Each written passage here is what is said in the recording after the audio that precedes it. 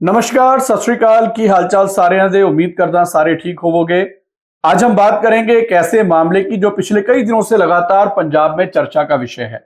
बात डीआईजी हरचरण सिंह भुल्लर की, जो कि कुछ दिन पहले गिरफ्तार किए गए थे रिश्वत के मामले में। और रिश्वत भी कोई छोटी मोटी नहीं। जब उनको गिरफ्तार किया गया, उनके घर पे तलाशी ली गई तो लगभग 8 करोड़ रुपए के आसपास का कैश, ज्वेलरी, प्रॉपर्टीज, गाड़ियों के कागज, ना जाने क्या क्या उनके घर से मिला था। और लगातार ये सवाल उठ रहे थे कि पंजाब में कट्टर ईमानदार सरकार या ईमानदारी का ढोल गले में डालकर पीटने वाली सरकार के अफसरों के हालात क्या हैं, या पंजाब में आखिरकार करप्शन किस लेवल पर है। लगातार उस अफसर को बचाने की कोशिश भी हुई। बचाने की कोशिश इस तरह से कि सीबीआई जैसे इस पूरे मामले को चला रही थी, वहीं पंजाब विजिलेंस की तरफ से भी एक एफआईआर दर्ज कर ली गई और यह कहा गया कि हम इसकी जांच करेंगे। पर अब कुछ नए खुलासे, नए तथ्य निकलकर इस पूरे मामले में सामने आए हैं। खुलासे क्या है, आज मैं बात उनकी करूंगा। और सबसे बड़ी बात कि क्या यह सब कुछ खुद डीआईजी भुल्लर कर रहे हैं या उनके पीछे कोई है, कोई बड़ा आदमी जो नहीं चाहता कि बात बाहर आए और उनकी बात सबके सामने आ जाए।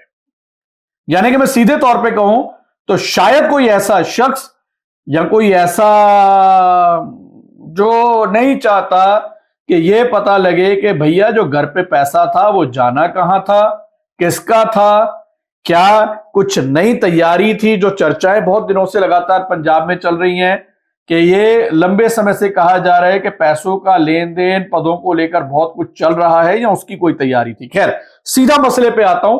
मुझे उम्मीद है कि आपको यह खबर जब आप सुनेंगे, अगले कुछ मिनटों में जो तथ्य आपके सामने रखूंगा, तो आप हैरान हो जाएंगे कि क्या चल क्या रहा है बॉस।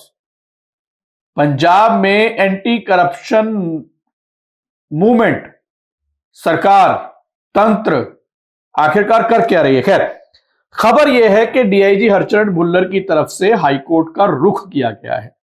अब हाईकोर्ट का रुख डीआईजी भुल्लर ने किया। खबर क्या कहती है वो आपको बता देता हूं। जो तथ्य निकलकर मेरे पास आए हैं कि जो भुल्लर की गिरफ्तारी हुई है, डीआईजी भुल्लर की जो गिरफ्तारी हुई है, उसके विरोध में, उसको चैलेंज खुद हाईकोर्ट में भुल्लर ने कर दिया है। उसमें कई दलीलें दी गई हैं, कई तरह के सवाल सीबीआई पर उठाए गए हैं और जो 4 नुक्ते दिए गए हैं, मैं आज सिर्फ बात उन 4 पॉइंट्स की करूंगा जो कि इस पिटीशन में डीआईजी भुल्लर की तरफ से दिए गए हैं। आप सुनेंगे, पहले तो आप हंसेंगे, फिर उसके बाद आप सोचेंगे भाई इतना भी कोई बेवकूफ नहीं है कि तुम्हारी इन बातों पर यकीन करे। फिर उसके बाद आप गंभीर होकर सोचेंगे कि यार ये खरा कौन रहा है, मतलब कौन है इस आदमी के पीछे कि इतना दिमाग चला के सारी चीजें की जा रही हैं। तो ऐसा है कि सीबीआई ने इनको गिरफ्तार किया था। ये गिरफ्तारी अक्टूबर में हुई थी, दिवाली से कुछ दिन पहले। मतलब दिवाली नहीं मना पाए थे भुल्लर साहब। अब मैं उसी पे आऊंगा कि क्यों नहीं मना पाए थे और वो कह क्या रहे हैं। और उसके बाद से लगातार ये सवाल खड़े हुए कि पंजाब में ब्यूरोक्रेसी क्या इस लेवल पर करप्शन कर रही है या किसी की सियासी शय भी है, क्योंकि बहुत करीबी माने जाते हैं। डीआईजी हरचरण भुल्लर जो है वो सीएम साहब के बहुत करीबियों में से एक हैं।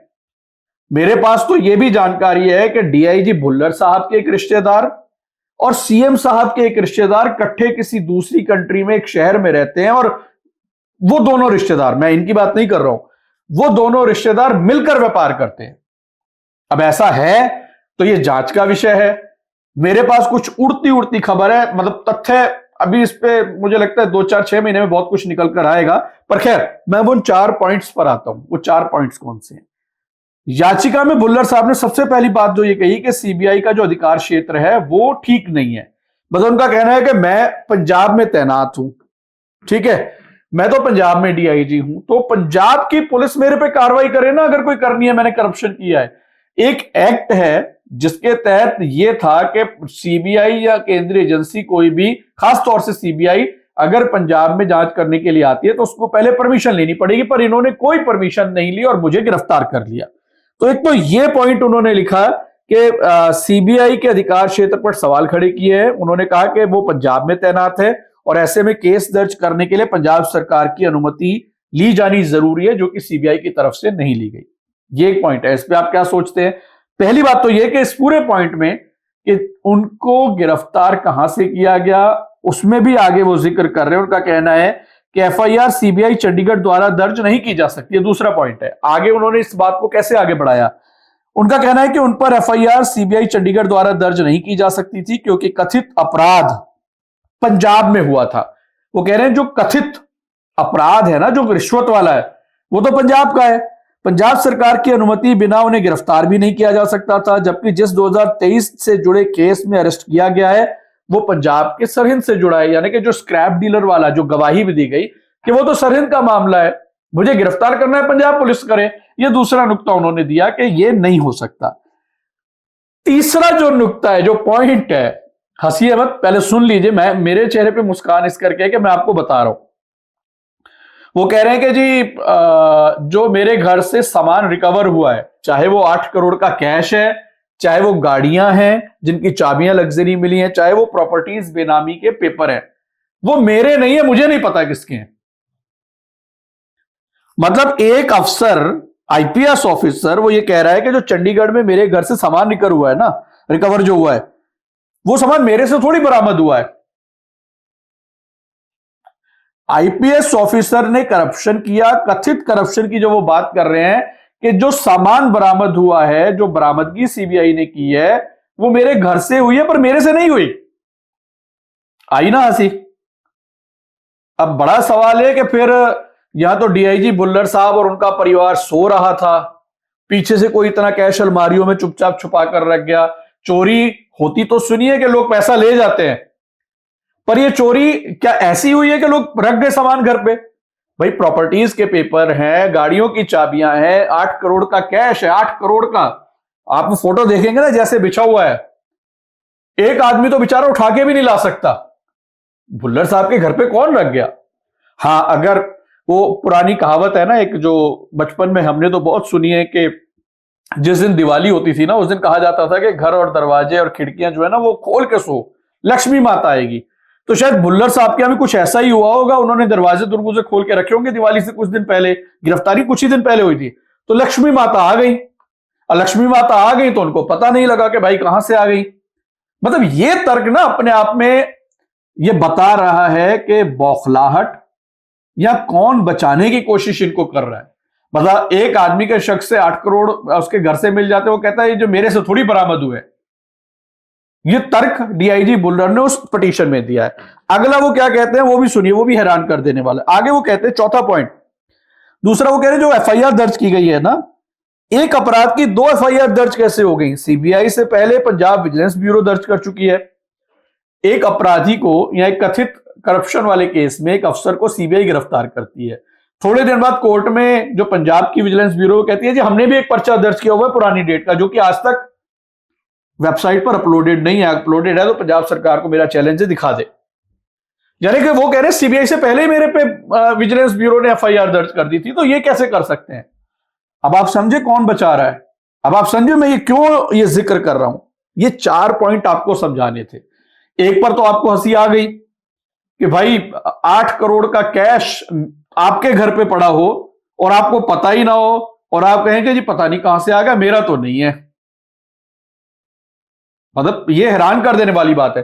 फिर आप कह रहे हो कि एफआईआर तो पहले ही विजिलेंस कर चुकी थी, फिर विजिलेंस ने आपसे पूछताछ क्यों नहीं की? विजिलेंस ने इंटेरोगेशन क्यों नहीं की? विजिलेंस ने क्या आपको कोई नोटिस दिया? आप तो एक मलाईदार ओहदे पर थे, डीआईजी रोपड़ रेंज सबसे मलाईदार ओहदा माना जाता है और सबसे करीब है साहब जी के। तो क्या ये साहब जी बचा रहे हैं या कोई और बचा रहा है? और क्या कड़ियां आखिरकार डीआईजी भुल्लर के साथ सरकार की जुड़ती नजर आ रही है, और खासतौर से ऊपर बैठे लोगों की हैं कि किस लेवल पर बचा? हालांकि चलो हाईकोर्ट ने अब नोटिस जारी करके अगली तारीख डाली है, वो सारी चीजें सीबीआई से पूछी जाएंगी, सीबीआई जवाब दाखिल करेगी। सीबीआई ने तो घर से रिकवर किए हैं ना, सीबीआई ने तो पलंग पे बिछाकर फोटो भी सबको भेजी, घड़ियां भी हैं। अब अगर उसके बावजूद अफसर ये कह रहा है जी मुझे नहीं पता मेरे घर पे ये पैसा कहां से आया, तो भाई फिर तो लक्ष्मी माता ही प्रकट हुई है। दरवाजे खिड़की आप भी खोल के रखो, पर ध्यान रखना कोई चोर ना आ जाए। उम्मीद ऐसे चोर की करो जो 8 करोड़ रख जाए, जैसे भुल्लर साहब के यहां कोई रख गया। हैरान कर, क्या दिमाग चलता है भाई। ये किसी बड़े पढ़े लिखे आईआईटीएन का ही दिमाग हो सकता है। मैं शायद गलत ना बोल गया हूं, पढ़े लिखे आदमी का, आईआईटीएन में ऐसी नहीं नहीं, मतलब ये तर्क कोई अच्छा वकील ही दे सकता है, या कोई कॉमेडी हुई है, कोई कॉमेडियन कर सकता है कि ये मेरे घर से पैसे बरामद हुए हैं पर मेरे नहीं है जी, मुझे नहीं पता, मेरे से थोड़ी हुए हैं, ये तो कॉमेडी है, ये तो कोई मंझा हुआ कॉमेडियन ही बता सकता है कि ऐसा कर दो। आपको भी हंसी आ गई ना, मुस्कुराइए, मुस्कुराते रहिए। ये पंजाब है, बदलता पंजाब, रंगला पंजाब, न जाने कैसा कैसा पंजाब। बचा लीजिए। इजाजत दीजिए, नमस्कार।